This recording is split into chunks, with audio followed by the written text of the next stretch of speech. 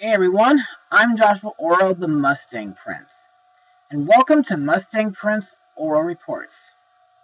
You know, I'm starting to get the feeling that this year might be the year of toy films. I mean, think about it. Not only are Woody and his toy friends returning to the big screen next month, but we also had a Lego sequel, and soon we're getting a Lego ripoff, and I hate to say this, but Master Ericus is going to be the new Chucky this year. But there's one kind of toy line that's been pretty interesting to me. Has anyone ever heard of the UglyDolls? Well, I didn't either. But let me tell you about what the UglyDolls were. You see, these plush toys began as an idea for a long-distance letter between the creators David Horvath and Sun Min Kim. That letter had a cartoon of his character, Wage, at the bottom with the words, "Working hard to make our dreams come true so we can be together again soon," next to it. That dream was to tell stories through books and toys. As a surprise gift, Kim sewed a doll of Wage and sent it to Horvath in the mail.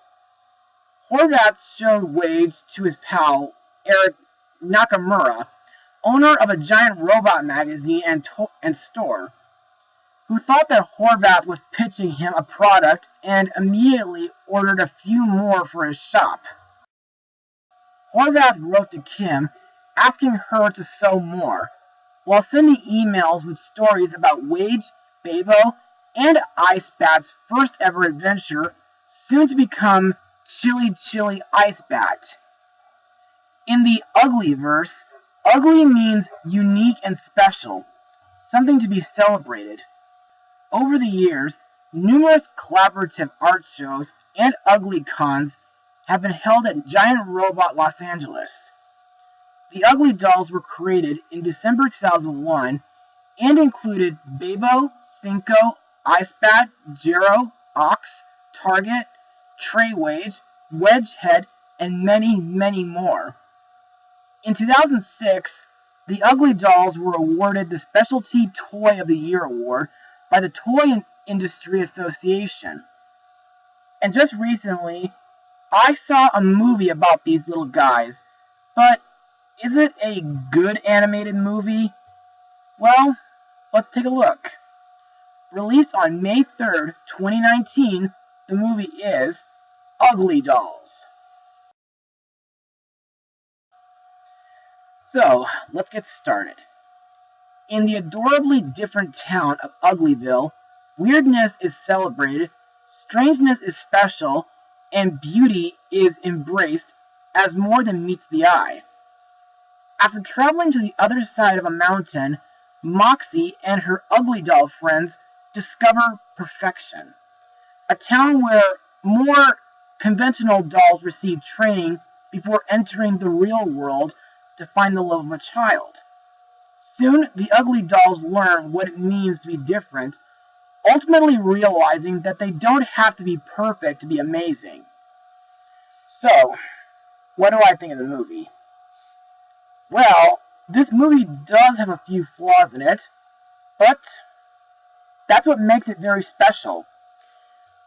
Plus, I did find it very enjoyable.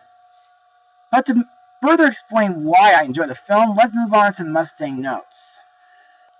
In May 2011, it was announced that Illumination had acquired the rights to UglyDolls to make an animated feature film.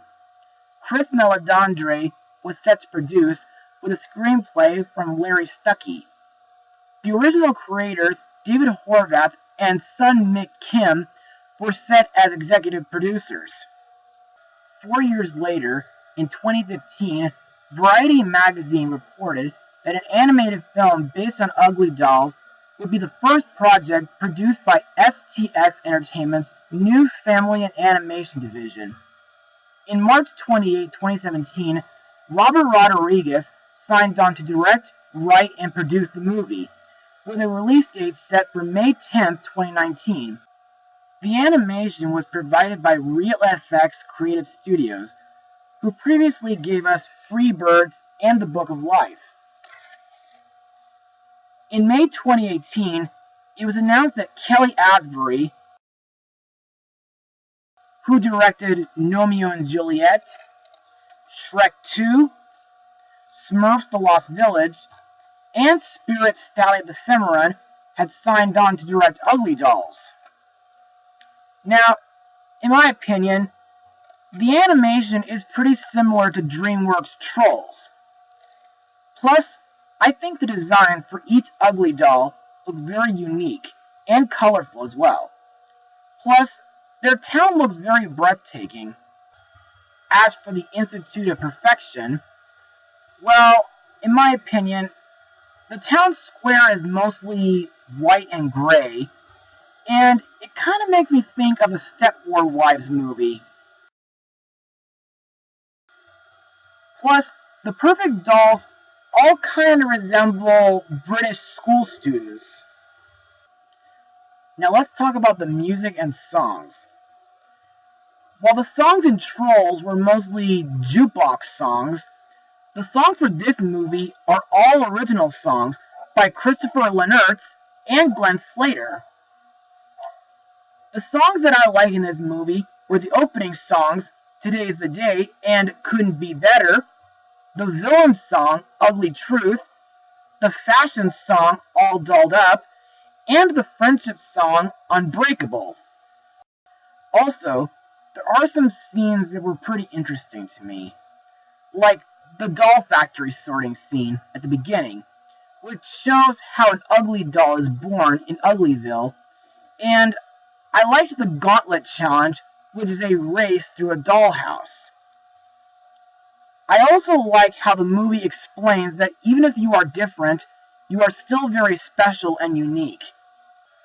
And as a person who has autism, Asperger's syndrome, and a bad leg, I pretty much know how that feels. Anyway, let's move on to the characters and their voice actors.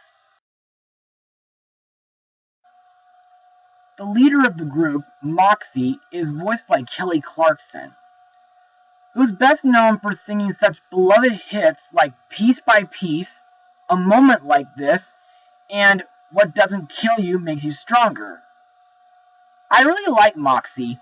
She has, well, insatiable curiosity, limitless confidence, and she has the ability to make others feel great about exactly who they are.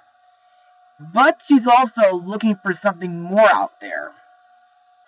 The voice actors who voices Moxie's friends include rapper Pitbull as Ugly Dog, a one-eyed dog and Moxie's closest friend, Wanda Sykes as the baker Wage, who could be frequently found cooking up something amazing and inventive culinary concoctions, Wang Leehorn as Lucky Bat,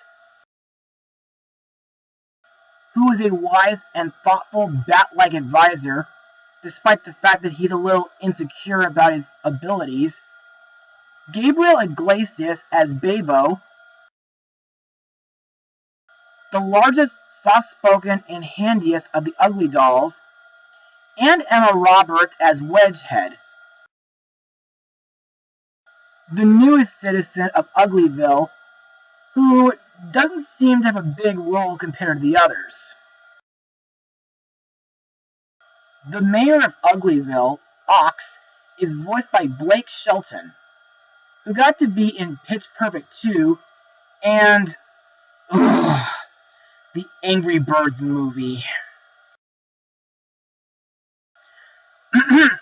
Anyway, Ox is a mentor to all the other Ugly Dolls, and in my opinion, Ox seems, well, like an interesting character. Plus, his backstory about his friendship with Lou was pretty surprising. Plus, the reason why he kept telling the other Ugly Dolls that the big world doesn't exist to them, is because he didn't want them to go through recycling. Next is Lou, the mean and preppy leader of Perfection, voiced by Nick Jonas, who got to team up with his brothers in Camp Rock and in Jumanji: Welcome to the Jungle.